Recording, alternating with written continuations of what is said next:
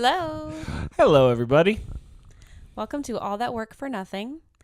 This time we did all that work, and it's for something. We're not living up to our name this time. We went and hate watched the movie Reagan, and let me tell you, it was not fun. At parts, it was funny, but no, ironically funny.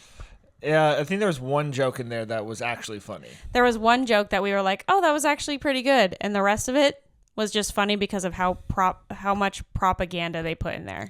I mean, this is like a fantasy movie. Yes. This is like seriously Reagan Jesus. This is okay. Yeah, this is like Reagan if you like put him into like Adobe Photoshop, and then you just like got all of his wrinkles out and put some makeup on him. Passion of the Gipper. Yeah, pretty much. It was definitely a glaze sesh for sure, and we decided that it would be really funny because one of the next podcasts that we want to do is on Reagan's presidency, particularly and how he dealt with the South African apartheid, and comparing it to how this current president is dealing with the apartheid over in Israel. So, buckle up. We thought it would be fun, because that's a pretty heavy subject. We thought it would be fun to, just talk about the goofiness that is Ronald Reagan. And the goofiness that is the conservative side. Yeah. And the conservative way of looking at things and, completely just glancing over things that should not be glanced over. I mean, it's this myth-making that is just legendary. It's legendary. It is like... something out of seriously a Grimm Brothers fairy tale book, and they're so they are in on this story. I can tell you, as someone who's a former conservative and a group in California, Reagan is seriously God tier level. Yeah, that man can do no wrong, even though, as we're gonna see in our next episode, he did a lot of wrong. I would love to encourage anyone on here, anyone who's watching this who doesn't really know much about Reagan. I implore you to watch How Reagan Ruined Everything. It's a short video by Leisha Miller. I will link it down below on our YouTube and in our Spotify. Please, I implore you, if you don't know much about Reagan and the long-lasting effects he's had on American policy and American politics, this short, 20-minute video goes over everything he did and how he quite literally ruined everything. That all the things that we're mad at today is quite literally because of Reagan. So he ruined everything. He really did. So I'm gonna put that in there. I doubt any conservatives are watching this because I can guarantee you that. Well, okay, if a conservative is watching this, they're flirting with the left. Okay, they're like you, where they're like.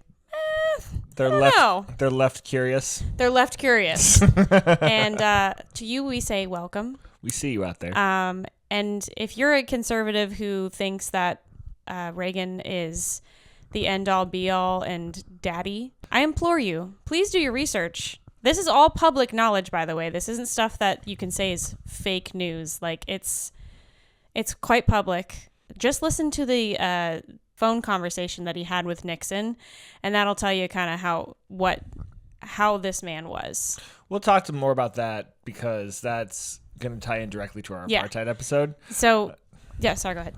Oh, I was just going to say, if we want to jump into the movie, first of all, I was going to say worst episode of Seventh Heaven ever.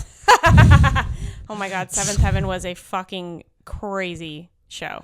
This seems like it would be a movie that all the family would go and see. Yeah. And cry during. Also, wasn't the lead of Seventh Heaven, didn't they find out that he was looking at child porn and shit? Yeah, I think he had a full on I think he molested nieces of his or something like that. Gross. He told a therapist, and then his ex-wife kind of exposed those notes. Nice. Yeah, so he doesn't work in Hollywood anymore, which is good. Strange. Yeah, that show is hilarious. I don't know. It's watching this Reagan movie definitely brought me back to a time period because I was 15 when Reagan died. So his image was at an all-time high. A lot of when well-regarded people die. Obviously, that's when like you can't say shit bad about them. Yeah. So when I was growing up, it was like Reagan was basically like American Jesus. Oh yeah, my dad still says that Reagan was the best president. He said Reagan was my president. Well, like, I think what this movie does is that it basically tells the story that a lot of conservatives tell themselves, which is that everything was bad and then Reagan made it good. Yeah. And then Reagan like made everybody happy again and optimistic again, and he beat the Soviets single-handedly. And it's all myth making. Like if you are a conservative out there, wouldn't you want like a hard-hitting like kind of breakdown of Reagan's good and bad? Isn't that something that would interest you? Not this freaking glaze sesh 2 where hour... they literally like turned up the contrast on the movie to to just like make it look shining and there's nothing wrong. Okay, so first I should say like maybe like the things I liked about it, which is that one joke, and I liked kind of the style. I liked how they like put some things in there that like wasn't like a conventional story, and they kind of broke it up a little bit. And I liked that it had a framing device, but most biopics are awful. Yeah. This one was extra awful. It really was. This one was extra like, this wasn't even like I was watching a person. This is seriously like watching a cartoon character. Yeah. If this was animated, it'd be way more entertaining. Yeah. Because one, like you said, the contrast was turned up to 1,000,000. Because they had 7-year-old Dennis Quaid still out there playing 30-year-old Ronald Reagan, doing his best voice. Yeah. Ronald Reagan did not sound like this when he was 30 years old. It's crazy because you can go back and listen to old Reagan. Yeah, you can. This isn't like, like the John Adams series. No. Where like, you couldn't really tell what John Adams sounded like. No, you can listen to like old Reagan. He was a freaking movie star. Yep. And there's Dennis Quaid this whole time. Nancy. And what did we say? He was like doing something weird with his mouth. Yeah, he was like, it almost looked like Dennis Quaid had a stroke and could only talk out of like the left side of his mouth. It was really weird. He was like, "Oh, Nancy, I just want to say you're the prettiest gal in here." Yeah, so it's a very funny, very glazy, very like, I feel like, okay, we were talking about it on the way home. I just feel like this movie was basically the idealized version of how people think into the past. So when you think into the past, you know how people say like, oh, it's the good old days. The good old days of, when people wouldn't get triggered and when wokeness wasn't a thing. And that's what I think people are thinking of when they think of the good old days. I feel like this movie was literally like old people that are thinking back on the Reagan era, and they all they know are like the biggest parts of his presidency, and not even the good parts, like the fucking AIDS epidemic where he completely just like ignored it for his first term as president.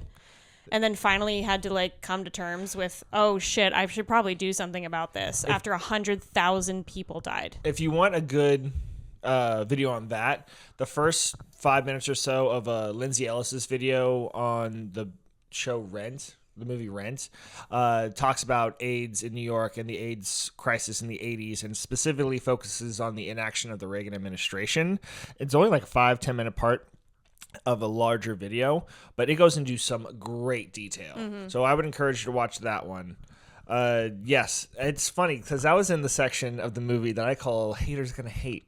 Haters gonna hate. It's like right in the middle of the 80s when it like shows kind of a montage of real footage of people protesting Reagan, right? Right. And like they have signs and effigies and all this stuff, and they're playing some 80s music and people are dancing in the background because there's like all these hedonism. Oh my god. These people that just want to commit sin. Yeah, it literally it almost felt like freaking Footloose, where they're like, how dare these people grind and thrust their hips. Reagan's just there pointing his finger. Oh, I don't like that very much. We used to do the Lindy Hop back when I was in school. I did the bunny hop. Which is why he had 5 children. And we were bunnies. fun. Oh, ho, ho, ho. Also, him and Nancy got married because she was pregnant. Which I guess, you mean his children, a.k.a. his props. Yes. Because that's basically what they were in this. Well, let's get into the movie, and then we can talk more about like what things looked like. For sure. And we can talk a little bit about how wrong the movie was, how much they left out, what they should have put in, and then next time we're going to dive deep into Nancy and Ronald Reagan, and especially Ronald and Nancy's political careers. And if you're thinking, what do you mean Nancy did not have a political career? Oh, yes, bitch, she did. She did indeed. It's probably like our biggest like concern that goes throughout the entire movie. Yeah. Like, this movie jumps from one thing to the other so fast you can't really grab onto it. Yeah. But Nancy the whole time, like if you want to talk about it more, like her character, because I would say that's our biggest gripe. Our biggest gripe. There you go. Yeah. Is Nancy Reagan's just like go for it. Yeah. Wait, go for it. I was going to say, like, did you want to talk about it more? Oh, sorry. Yeah. Well, okay. What I want to do is I want to get into the movie. Okay. Let's start from the very beginning. Oh my God, that was his favorite movie. Yes, remember? that was. Yeah. Okay. Yeah. Apparently, Reagan's favorite movie was The Sound of Music. I think I've heard that which is before. also one of my favorite movies. And same bitch. Okay, that's one thing we can see eye to eye on. And it's funny because that's a whole movie about anti-fascism. Yeah. Okay, and he did nothing for fascism, y'all.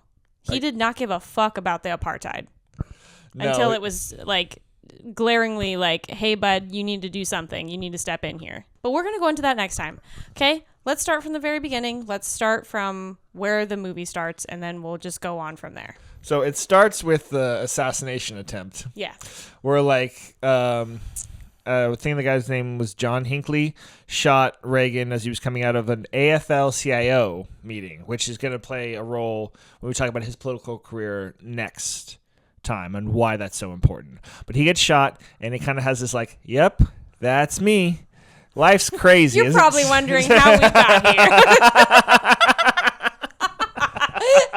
Let's start. No, it's like record scratch.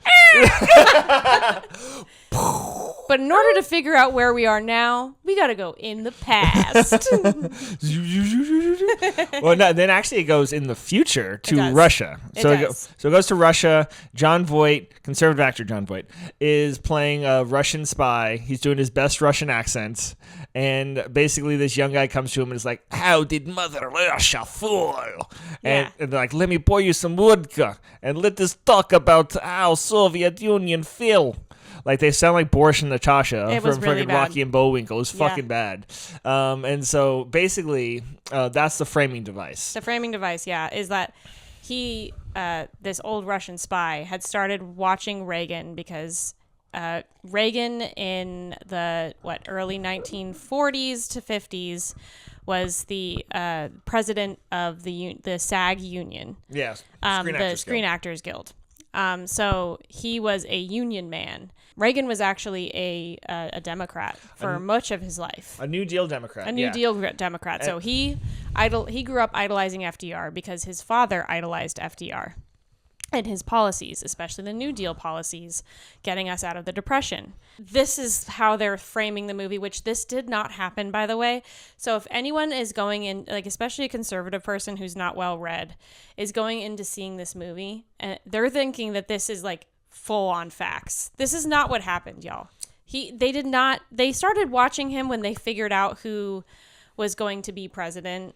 Like most likely going to be president. When they found out he was going to be the Republican ticket, they're like, who the fuck is this guy? So they started digging into his past. They started like, I don't know if exactly they like, listened to his conversations or anything, but the movie makes it seem like we've been watching this man since 1940 when he was the SAG president, and we listened to all of his conversations, and one of the things that this fucking Russian guy keeps saying over and over again is like, I knew that he was going to be the end for Mother Russia.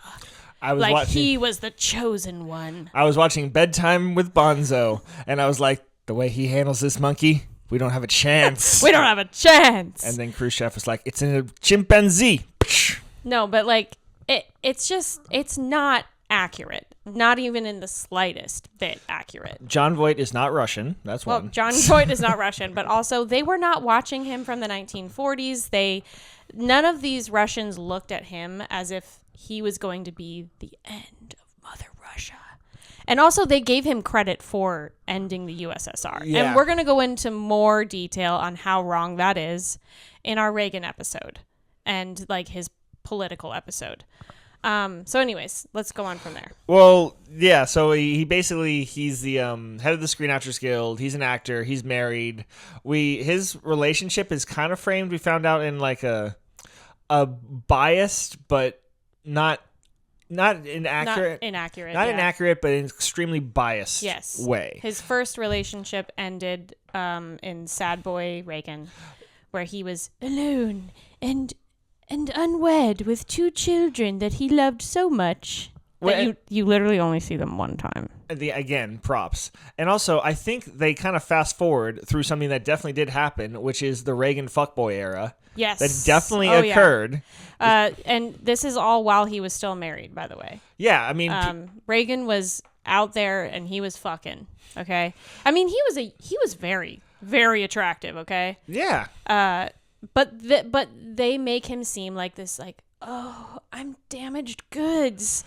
I can't go out there and sling my dick around. I'm a man of God. And while he most likely was a man of God at this time, he was also slinging his dick around, okay? I mean, he was in fucking Hollywood. There was a lot of Hollywood actresses. People were, like, he had people that, you know, idolized him because he was a good-looking dude. So he was slinging dick, okay? Just saying. I mean, that was Hollywood. Yeah. Like, I don't know, like, that's the funniest thing, because I think a lot of these people are thinking about, when they're talking about bringing things back, right? They're thinking that the 50s was like a time where everybody like didn't fuck, buttoned up. Yeah, and they didn't, like, literally nobody had sex until the second they were married. Yeah, exactly. Like that. Yeah. When that's just not human behavior at all. That's not how it happened at all, and especially in Reagan's case. Okay, he was playing the field like every young adult man, a young adult divorced father. Reagan was the original divorced stepdad. He really was. So, anyways, yeah. So we go from she gets mad at him basically because, you're talking too much politics. And she really did actually, like, in their divorce papers, I guess she cited the reason was political differences because she was a Republican and he was a Democrat. Yeah, but it's funny because from what we've heard, like, he liked talking about politics. So much so that people wouldn't want to sit next to him at, like, gatherings because all he would do is talk your ear off and lecture you about politics. And people were just, like, kind of put off by him. They do kind of reference that in a later scene when he's governor. Yeah. When his wife is like, he won't give you 5 minutes, he'll give you an hour. He'll give you an hour, yeah. But you don't see that in the beginning. In the beginning, No. he's kind of like, oh, I just like to keep my opinions to myself. Yeah. He's like, why are we talking about that right now? Which he's never been. No, he was never like that, which makes sense. He was a politician, in a sense, for actors. He was a Screen Actors Guild vice president and president. Yeah. So, like, no, this was never part of his personality, and they're just trying to pass that off like it was. Like, I'm just a humble guy. I don't want to get in the way of anything. Something I want to mention, too, is the whole framing, like I said, where they have this old Russian spy who's been watching Reagan since the Screen Actors Guild part of his life. They're framing it that the whole reason they started watching him then is because they said their whole thing was like, yeah, we were trying to take America down from the inside, and we are trying to make a super union. We were trying to make not just one union. We didn't want all these little unions. We wanted one giant union. And what we were doing is we were going through Hollywood. And to be fair, in the 1950s when we had the Red Scare, a lot of people thought that is what was actually happening, and that's not what happened.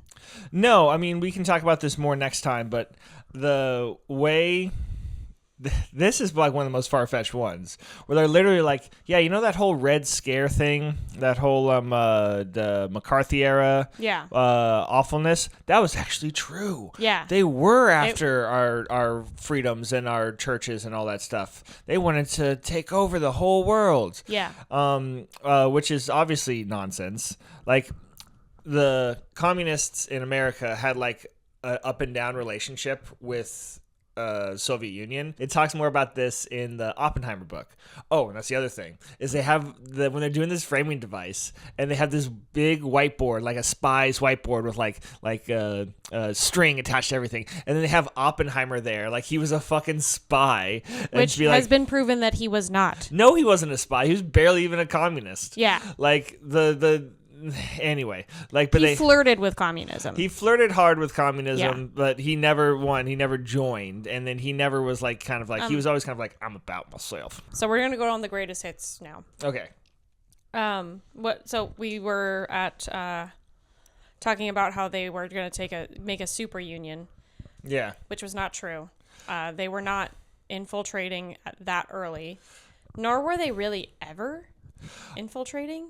I mean, like, you can argue that, like, they tried to spy on us and we tried to spy on them and stuff like that. We were doing the exact same thing over there. But there was no, like, oh, Hollywood is actually trying to take over or anything like that. No, it wasn't like that at all. Like, you can do... And that, that's funny, is that Hollywood framing of... that Hollywood framing is still very much seen today. Where a lot of conservatives are super suspicious of Hollywood actors and them having such a big influence on people and, pushing leftist propaganda. But I'm sorry, but, like, it's not true. Like, it really isn't. There are a lot of Hollywood actors who are seemingly more to the left. But it's not that they're trying to infiltrate or, people, like, it's just like human nature. When you like someone and when you put people on a pedestal, you're going to, revere them, and you're going to look at their policies, and you're going to look at them in that kind of light. And because more people that are like into the arts and into like that kind of art are going to be more left. That's just kind of the people that are attracted to that kind of life. And to be fair, like, a lot of the conservative thing is like, the man is the head of the household and manliness is under attack. Do you really think that Republicans are going to want to be seen as like a girly figure, going on stage and pretending to be someone they're not? And, you know what I mean? It's more seen as like a feminist thing. No, I get it. It's like, yeah, because art is usually like, there's a whole thing with art. It's like, it's meant to like critique things. Right. And being conservative is meant to say everything is fine, stop complaining. Yeah, exactly. So these two things are at odds with each other. So they're going to stay at odds with each other. But what I think conservatives don't really get about Hollywood is that, like, there's still a multi-billion-dollar company at the head of these things. Yeah. So it's not really like we're going to get, like, super communist propaganda. Absolutely that's going to be like, redistribute the wealth, when, like, the Warner Brothers or Fox or one of these things has to put its stamp of approval on there. Right. And then a lot of the things that are seen as, like, woke or liberal all kind of have, like, a corporate mindset behind them. Right. Of, like, yeah, this is how we're going to rake in money. But nobody's trying to indoctrinate your kids to give a shit about, like, people who are disadvantaged. Like, that's not some grand plot or conspiracy that's going on. Like, it's just more victim, like, garbage. Like how we kept saying, like, oh, he's going back to his He's going back to his fucking giant ass ranch in California. Yeah, as a sad boy. Yeah, he has sad boy time. That's kind of like sad boy ranch time is what we called it. He has sad boy ranch time where he rides his horses around. He rides his horse, and also like bringing it back to like Barbie. Yes, where the patriarchy is men on horses. He literally was a man on a horse. No, this has like such like Ken vibes, especially towards the end. We'll talk about the end a little bit more. Yeah. But like, yeah. So So basically, the big theme of that is that he's been fighting communism everywhere. Yeah. And communism is pure evil. Yeah. And that Reagan is basically the defender against pure evil. And, like, you know, he keeps going on being a completely, like, flawless individual and flawless human being. He can do nothing wrong. He just he's squeaky clean. He just needs everyone to see how great he is. Yeah, exactly. That's the whole point of this. So he runs for governor after helping out Goldwater, which we'll talk more about later. He fights. This is just hilarious because the people he shows as like his opponents are like. Wait, sorry. Before this, we have to talk about him meeting Nancy. Sorry, you're right. Let's go back. So he meets Nancy because she was put on a Hollywood blacklist because she had the same name as somebody else who was also Nancy Davis, and who was cited as being a communist. Now, famously, Nancy Davis, aka Nancy Reagan, was very conservative. She grew up in a very conservative household, and like I said, we will go into this more in our next episode. But anyways, she meets him and she's like, "Little old me? Oh no, I'm on this blacklist. Oh, woe is me. Take me off, Mr. Daddy Reagan. If only a big, strong man could come by and help me get off this naughty blacklist." Yeah. If only a big, strong man could just, take an eraser and just erase me off that little blacklist. Just scrub it up, Mr. Reagan. And basically what they make her is like this doting woman who only reaches out just a little bit, just touches on his little political career and, does his buttons in the morning and is like, "Have a good day at work, sweetie." That's not how it is at all. Nancy is a businesswoman through and through. And when she meets Reagan, like I said, we'll go into this more. When she meets Reagan, she's like, "You would be the perfect face of conservatism." And she pushes him onto the conservative side. And that's where his conservative career really begins. Which is really disappointing that they didn't show that. Yeah. Well, no, it really irked me how much they put Nancy to the side. Because, like, when he comes over to her and he's like, "Hey, I think I want to try this little old thing called maybe, I don't know, governor." And she's like, "Oh, okay, sweetheart. I'll be there for you. All right, sure. I'll be your lovely, doting, submissive wife." It's like almost it's very trad wife vibes. Very trad wife vibes, and it's crazy to me because them two as a couple, like, they're seen as an iconic couple, and they barely show Nancy or the influence she had over Reagan. It's very weird how they basically just like kind of snubbed her and like took her off to the side. This is the whole relationship. Reagan goes, "I'm perfect," and Nancy goes, "Yes, you are." "Yes, you are, honey. Love you." Now that for like 2 hours. Two fucking hours of just straight up glaze. Just a glaze session. Yeah, so he meets Nancy, and there's a scene that was making us fucking crack up.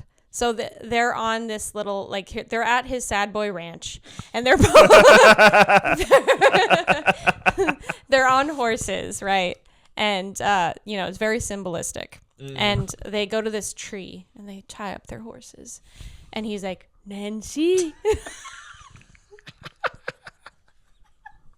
I have to tell you something." And she's like, "What is it, Ronnie?" And he's like, "Well, I'm damaged goods, Nancy. I'm divorced and I have 2 children." And she's like, "We're all damaged goods, Ronnie." And it's like, it was the funniest fucking scene. It was the worst acting. Oh, well. The worst acting. Well, yeah. First off, they smear this camera with so much glaze to make 7-year-old Dennis Quaid look like a 40-year-old. It's almost like Dennis Quaid has skin of a killer Bella kind of skin. He's so shiny.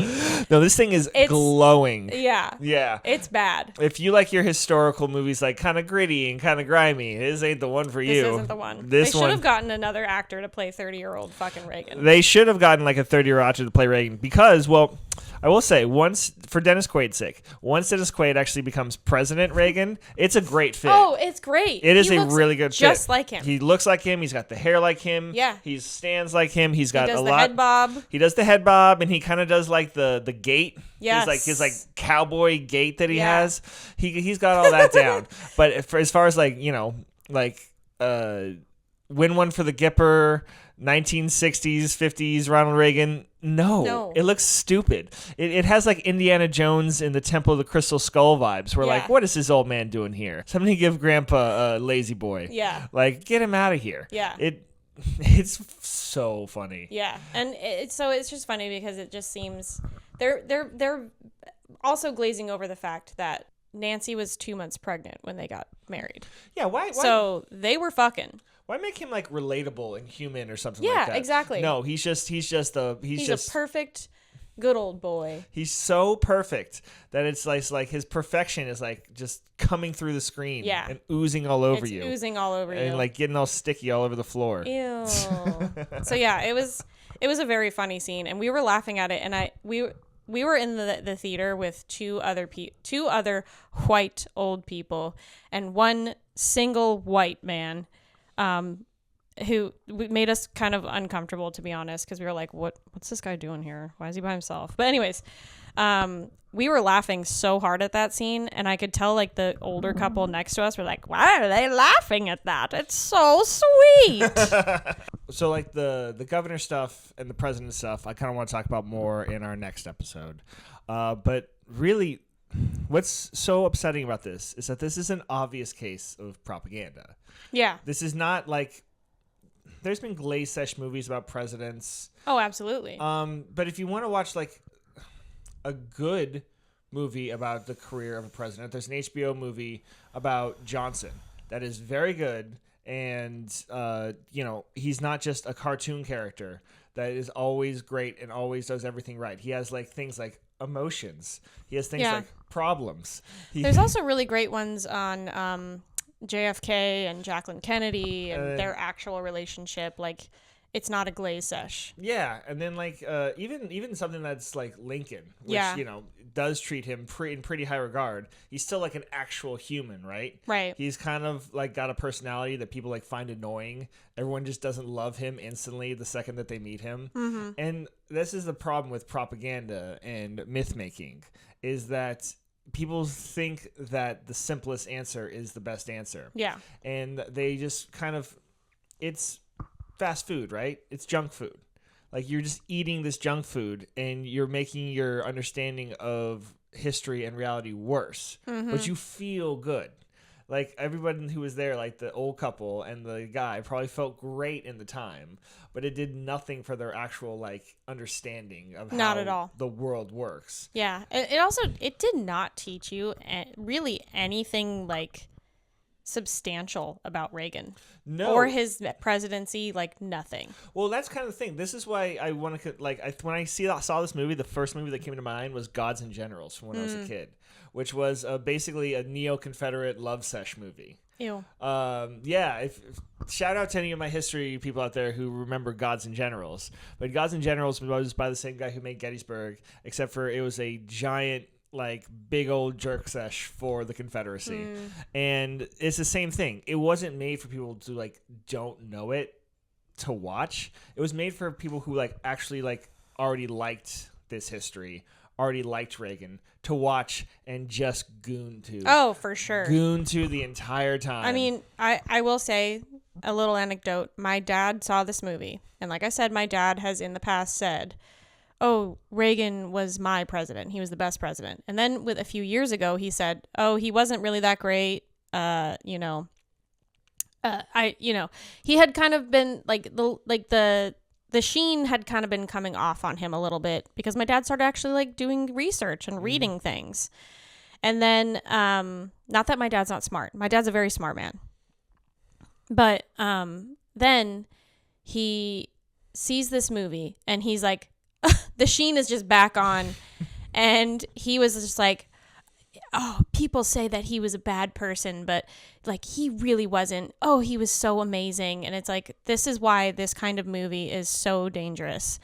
And it's a little bit odd that this movie the movie about the person whose campaign slogan was "Make America Great Again" is coming out this opportune moment when people are glazing this other person who's prominent on the Republican side, Trump.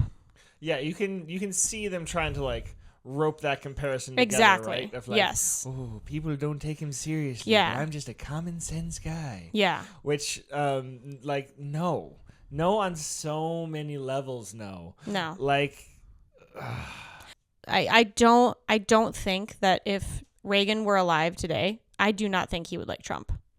Probably not. No. I mean, he'd be 113, so I'm not sure if he would like anything, but I get what you mean. You know what I mean. Well, like, okay, so I think the reason what makes this so propaganda-y is that it was kind of like, it was made for people who already like kind of know the Reagan story. Yeah. It wasn't made to educate anybody. It was made for people to go out there and be like, that's from the thing. Yeah. That's from the thing that I know about. Mm-hmm. So like all the lines in there were all aimed directly at people who already had heard those stories or those quotes or those jokes before. Like I think you were in the bathroom when he wakes up from getting shot and all the doctors are over him and he goes, "I hope you're all Republicans." Oh God.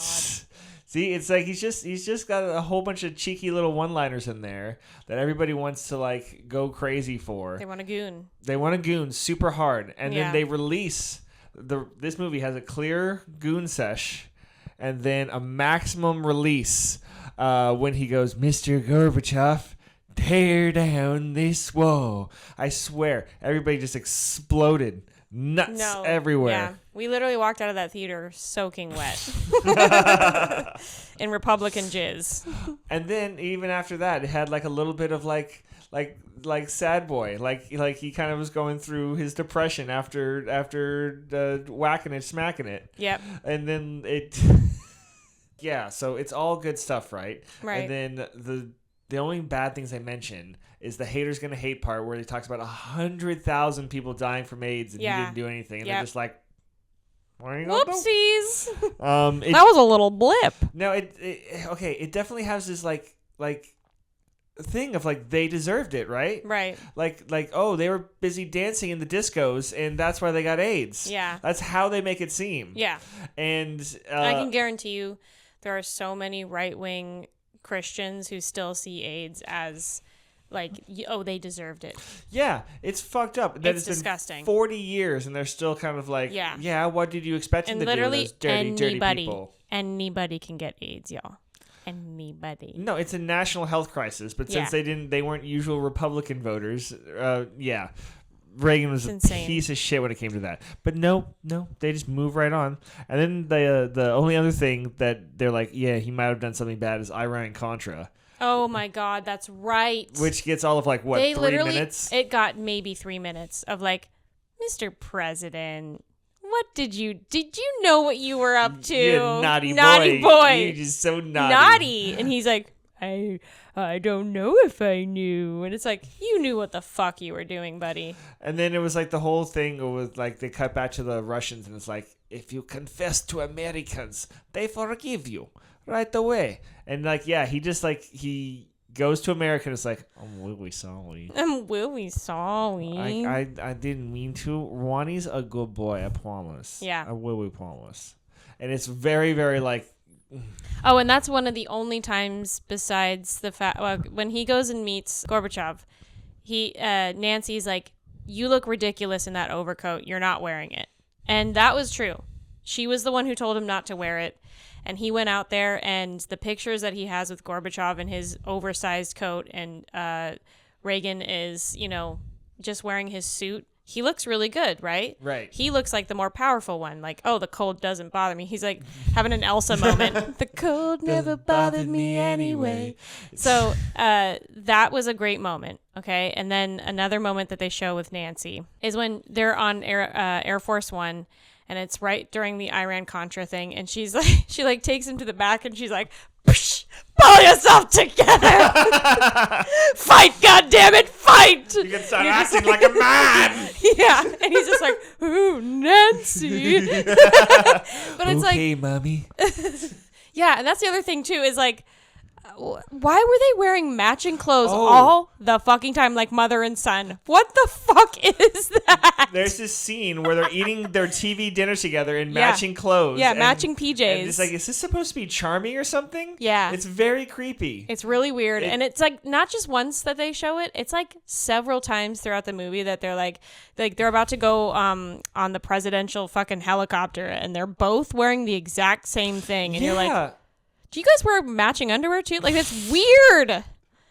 I don't know if that's like, I don't know. I don't know. Is that like a normal thing for couples to like match, be matchy like that? Like mother and son? Not like that. That is literally like mother and son. That is sort of like my little president. Yeah. And it literally, the way that they set up his relationship with Nancy was very much mother and son. Very much like, I'm so proud of you, son. You keep going and being president and doing Iran-Contra and ignoring AIDS. You silly boy. Yeah, it's like, oh, my little Ronnie can't do anything wrong. Yeah. He's just the perfectest boy in every way. It's weird. And Nancy was a very influential person in Reagan's life. I really don't like the way that they diminished her character. Also, another thing. He had 4 children. He had 5. One of them died the day she was born. So he had 4 children that were brought into the world and were like, by the time he was in his presidency, they were adults. You never see them. You see them like once or twice. Yeah. One time when he's like pretending to be sad boy Reagan in Hollywood and he's going through a divorce. And he's like holding his child and she's like crying while mommy's out there acting and not giving a shit about her kids. And he's just like, ooh. And then you never see him with them again. You see Nancy with 2 kids, and him and Nancy had 2 kids. So, and it was the same kids that he had before with his previous marriage. So where the fuck were their 2 kids? Anyways, you see Nancy with his 2 kids. And they're sitting on the couch together watching him on television. And that's the only time you see them after that. That's it. And it's like, there's daddy. That's it. Yeah, that's literally it. You don't see them ever again. Not at all. The only movie that reminds me of this, where they have kids, but then they don't show them, is Wolf of Wall Street. And that's because that's on purpose. Like, he does it on purpose to show that he's a shit father. So is that what they were going for here? Yeah. And I don't think so. I did read some articles about Reagan as a father, and a lot of most of his children, the ones who liked him, said that he was a very absent, like emotionally absent father. So they did not have like a very great relationship. And so I feel like it was almost, it's like a Band-Aid on a gaping fucking wound that they put on that fucking movie again, where it's just like a little bit of like a, like a little dusting where they're just like, oh. And it's like, you can't simultaneously call this man a man of God while also showing the fact that he's not a good father. Yeah. Isn't like the whole thing, the whole image they're trying to portray is that he's the head of his household. He's the strong one. And he has his fucking wife there to be his trad wife and, do all the things he doesn't want to do, like rearing the children. Where the fuck are the children? You never see them. Yeah, I mean, like, clearly what they're saying is that his children had no impact on his life. They had no impact on his life. Him and Gorbachev apparently had a better relationship, a more important one. Yes. Him and Tip O'Neill had a better relationship than his fucking children. It is so ridiculous. And all they, like he was saying, all they have is like is Reagan's greatest hits. Mm-hmm. What this propagandist movie shows us and teaches us is that looking at things in the past with a filter on it is very fucking dangerous. You need to remember people and events for what they were. You can't just put a little sprinkling of your own ideological fucking happiness on there or whatever, however you want to say that. And then just be like, that's how it happened. it's a nice little bow. Things don't wrap up in a nice little bow in real life. That's not how real life is. It's not a fucking movie. You can't put that sheen over history like you did to make Dennis Quaid's 70-year-old face look like a 30-year-old man. And by the way, he never looked like a 30-year-old man. No. Oh, my gosh. Never. He, he talked like an 80-year-old man. The entire looked time. Like an 80-year-old man. And they're like, all right, this is young Mr. Reagan. But it's just something that, like, we as the common man, if you would like to call us, because we're not in politics, we vote these people in. We need to look at the people that are trying to lead us with a very critical lens. And this is a perfect example of that. Reagan, yes, he had some good moments, but he had a lot of bad moments. We look at other historical figures, like we were saying before, like JFK. He had great moments, but he was also a piece of shit. And he did some not so great things, especially to Jacqueline. Like, he wasn't the greatest person, but we're not afraid to admit that. And we're not afraid to look at those things and dissect them and say, what could he have done better to be a better leader? And that's what we need to do. That's the problem we're in right now. We're putting this fucking filter on things and glorifying events and people who should not be glorified. These are leaders. Our leaders are not gods. And that's how you get into fascism, y'all. All right, so the last thing I just want to talk about is just that ending. The ending, yeah. Oh, my God. I did cry at the end. Yeah. But only because I thought of it as if it was me and you in our future. Yeah. And, he gets Alzheimer's. Spoiler alert. Yeah. He gets Alzheimer's and he dies of that. And Nancy is very much like, I don't want to deal with this. Like, I can't tell him that he can't ride his horses anymore. Like, it's too much for me. And it's sad. Thinking about us in the future and like, what if I have to go through that? Or like the other way around, where I'm like, I'm going for a ride, honey. And you're like, you can't ride anymore, darling. So the end of the movie, the way they kind of show his Alzheimer's is that he can't ride anymore, right? He can't ride his horse on his very nice, gigantic ranch in beautiful California anymore. Yeah. So the Secret Service agent that's attached to him is like, I don't think we should ride anymore, Mr. President. And then they like take him out like he's an old dog that they're gonna have to go put down, and all the people are just watching this. They're like old yellering his ass. They're old yellering his ass. They're bringing him out there, and then the Secret Service is like, he's my dog. Let me do it. He's been a good boy all these years. And it's like so funny. It's just like, I don't know. It's very like, there's melodrama and then there's the ending of this movie. It's ridiculous. Well, with that, I would say if you are anything like us in our ideology, don't see that movie. It's not even worth the laugh. It really isn't. It was two of the longest hours of our lives. When we walked out of that movie, I swear to God, we aged like 15 years. It's like, I don't know how this is basically the same length of time as like a movie like Empire Strikes Back. It feels 50 years longer. No, and we were saying like Oppenheimer's a 3-hour movie. Yeah. Oppenheimer felt like it flew by a lot faster than this movie. Yeah, which is an hour shorter. Significantly shorter. Yeah, 45 minutes an hour shorter. Yeah. And it's so long. It was so long. It just drags. And it was just, but like, going in as a historian, knowing the actual history of what happened and his presidency and all the events, it was a hard watch. It was a very hard watch. So, like we said, we watched it so you don't have to. You heard it here first. But we're going to end it there. And we will see you next time with the election of 1984. And do you have anything to add, babe? Come back for our 1980s Reagan election.